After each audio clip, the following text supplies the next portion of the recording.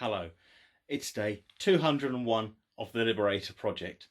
Well, technically it isn't. Technically it's still day 200, and the video you're about to see comes from a day 185, 190, something like that. But I wanted to bring you up to speed what's been going on, and my car failed its MOT, so not one to waste videos. I've attached a classic Liberator video for your enjoyment, and that brings you up to speed with the car. And as you know, my car failed its MOT yesterday, so today I've been going over the failure points and I'm going to go and sort them out. Now, I was quite pleased with the MOT, even though it failed, because it didn't fail on the steering or the back suspension or major problems. The brakes were fine, the steering was good, and you know, I know my car's got a bit of a funny attitude on the road, but apparently that's fine. So, you know, if I was working, I had spare money, I would make my car perfect. I'd like that, but given my situation, I decided to be a cheapskate and just do the bare minimum that I need to do to fix the car. Now, obviously, like fixing the light bulbs for the headlight and the brake lights, you know, a few minutes of job, we'd do that. You know, well, I've got to order some bulbs, we'll do that soon. There's a few other bits and pieces that are slightly more serious. Yeah, my car's still full of junk from my garage, but here we go. This is what's happened here. You can see that the seatbelt's got a little nick missing out of it. Now, it's been like that ever since I've owned the car. It's been like that for at least 3 years, and apparently the failure is tester's discretion. But unfortunately, this year he's decided to fail it on that, so I've got to replace the seatbelt mechanism. Now, I did suggest that I could use my leather working kit, patch my seatbelt up, but apparently that's not acceptable. So, as it's unfortunately been flagged, I need to do that. So I have to order a new inertial momentum seatbelt system for the car and do that. Now, the other thing was there was a few bulbs were out, but also the self-leveling mechanism on the headlights broken. So that's quite a major bit of work, really. So I'd like to stop the video right here just to say, look at that hair. Us. What I've done is I've taken the front of my car. Now, here we go. This. Can you see that? Now, it's really bad, but actually it's only about 8 bolts, I suppose 10 bolts at most, to clip that off, and it all it all comes off quite easily. So I've taken the 2 headlight clusters out to fix the motors, and I've taken the just for easy access. Obviously I'll test the bulbs in the house, and I've got to order those, and I've got to order 2 motors for the levelling system. Something else it failed on was this. You see this?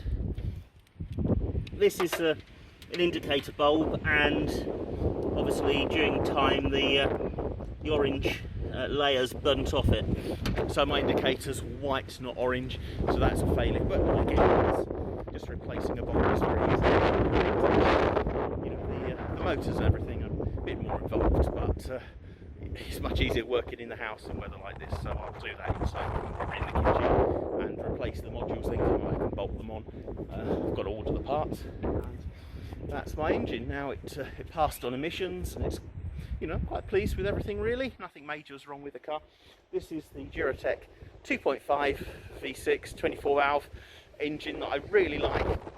I mean, it's an aluminium block. It's very light. It weighs about 120 kilograms, which is like the basic engine. Now, that's less than a 2-litre Pinto engine, which develops about 90 brake horsepower, the basic engine, and the 2-litre V4 in the limousine, that's 150 kilograms. So you get a lot more engine for a lot less weight, and this develops, the basic form of it is about 180 brake horsepower. So you know, a very good engine. I think it's regarded very, very highly. And so I've owned 3 cars, 3 Mondeo V6s now, and you know, one of them did blow up, but you know, it's an old car, you do expect some problems, and the other 2 have been absolutely fine. So that's a very nice engine, which I might use in future projects because of its weight and also relative availability and cost. I mean, you can pick one of these up for, well, you can pick up a car with one of them in for about £600, and you can pick up the engine detached for about £800, and you can get a fully rebuilt one for about £2,000. So as a cost of an engine for, you know, nearly 200 brake horsepower, that's very good. And actually, I should say, in the ST220, it's the same engine, develops 220 brake horsepower, and they've done that by changing the engine management system and modifying the inlet manifold. But you know, I can get the T20 for about £1,000 and get a 200 brake horsepower engine that weighs less than the Pinto. So anyway, that's let me go back here. That's the state of my car at the moment. I'll order the parts and hopefully fix that in the next few days. Anyway, I hope you found that interesting.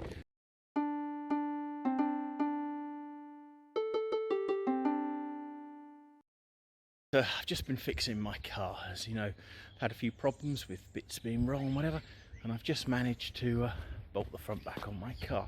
Front of the car's not too bad to put back on, and you can see in the end I had to buy a new headlight, which is why it's a lot shinier than the other one. But you know, I can clean the other one, I assume, at some point.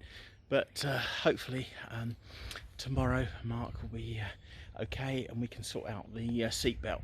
I need his help on that because I haven't got the right part. I need a special torque spanner, but it's got to be a very shallow torque spanner. One I've got's too big and won't fit in the gap. But anyway, that's good news today. I've got a working car. Also changed the number plate bulbs and checked the lights. So basically my car is, apart from the seatbelt, is good to go. Now I should have the two motors in now, so I believe that everything is good.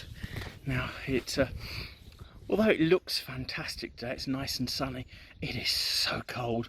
So I'm suffering a bit working on the car, but at least it was dry. And I've kept sort of popping in to have to warm up and come back out.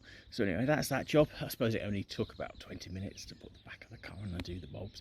So anyway, seatbelt tomorrow, and then I hope that I'm going to go and see them now, get my car retested tomorrow, and get my car taxed, and then my car insurance, and I'll be mobile again, which has been, it's been horrible in the last sort of, you know, 10 days or so being without a car, because you know there's not a local post office anymore, and you know, going to the shops is I can walk to the local shops, but going to the supermarket is a bit too far and it's down the hill, so I haven't done that. But anyway, it does look a fantastic what's the time? It's about 4 o'clock.